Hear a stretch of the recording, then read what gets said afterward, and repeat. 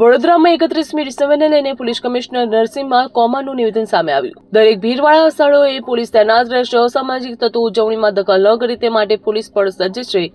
પોલીસના વિશેષ વાહનો સાથે પણ ટીમો તૈનાત રહેશે। કોઈ પણ અસામાજિક પ્રવૃત્તિઓ કરી તો પોલીસની ટીમ નહીં છોડે।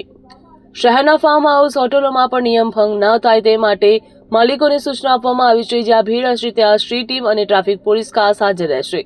આવા સ્થળોએ ચેકિંગ હાથ ધરવામાં આવશે।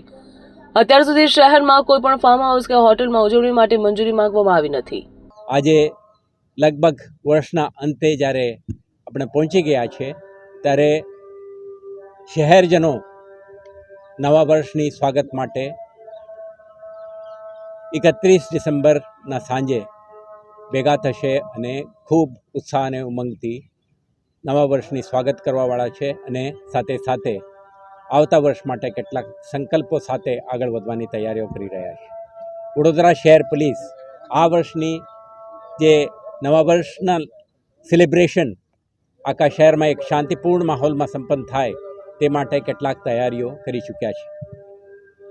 આપણે નવા વર્ષની ઉજવણીના ભાગરૂપે કેટલાક ચર્ચિસ વગેરેમાં પ્રેયર પણ થાય છે। તમામ શહેરવાસીઓ કોઈ બગીચામાં, જાહેર સ્થળોએ, શોપ્સ એન્ડ એસ્ટાબ્લિશમેન્ટમાં કે પોતાના સોસાયટીમાં ભેગા થઈને ખૂબ ઉત્સાહથી બાળકો, મહિલાઓ, વૃદ્ધો ભેગા થઈને સેલિબ્રેટ કરતા હોય છે। આના માટે શહેર પોલીસ સક્રિય બનીને કોઈપણ પ્રકારના ક્રિમિનલ એન્ટી સોશિયલ એલિમેન્ટ્સ આપણા સેલિબ્રેશનને ડિસ્ટર્બ ન કરી શકે, કોઈપણ પ્રકારની અવરોધ ઊભા ન કરી શકે, શાંતિપૂર્ણ માહોલમાં સંપન્ન થાય તે માટે સક્રિય બની છે। શરૂઆતમાં જ કીધું કે ટ્રાફિક મેનેજમેન્ટ, ક્રાઉડ મેનેજમેન્ટ અને જે લો અબાઇડિંગ સિટીઝનના સુરક્ષા માટે સ્થાનિક પોલીસ ત્યાં ઊભા રહેશે।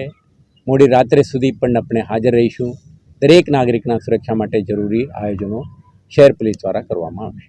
આપણે મિડનાઇટ સુધી નવા વર્ષની સ્વાગત કરવા માટે લોકો કેટલાક વિસ્તારોમાં ઊભા રહેતા હોય છે, પરંતુ પબ્લિક એડ્રેસ સિસ્ટમ અને અન્ય જે કંઈ એક્ટિવિટી કરવું હોય તો નિયમો કાયમ છે, કાયદા આપણા જગ્યામાં છે જ, આના પાલન કરવું પડે અને નિયમાનુસાર જ સેલિબ્રેશન કરવા માટે દરેકને કોઈ પણ વિસ્તારમાં NDPSને લગત પ્રવૃત્તિ ના ચાલે તે માટે શહેર પોલીસ મહિનોથી એક સ્પેશિયલ ડ્રાઈવ ચલાવી રહ્યું છે। કેટલાક લોકોને આપણે કેસ કરીને જેલ ભેગા કર્યા, તો કોઈ હિંમત ના કરે શહેરમાં કે આવા પ્રવૃત્તિને અંજામ આપવા માટે કોઈ પણ ફાર્મ હાઉસ કે કોઈ પણ આવારા વિસ્તારને પકડીને કરવાની પ્રયાસો કરશે તો એમને નકામ કરવા માટે DCB, PCB, SOG અને લોકલ ડી સ્ટાફના માણસો 24/7 અલર્ટ હશે અને એમના સુધી પહોંચીને કાર્યવાહી થશે।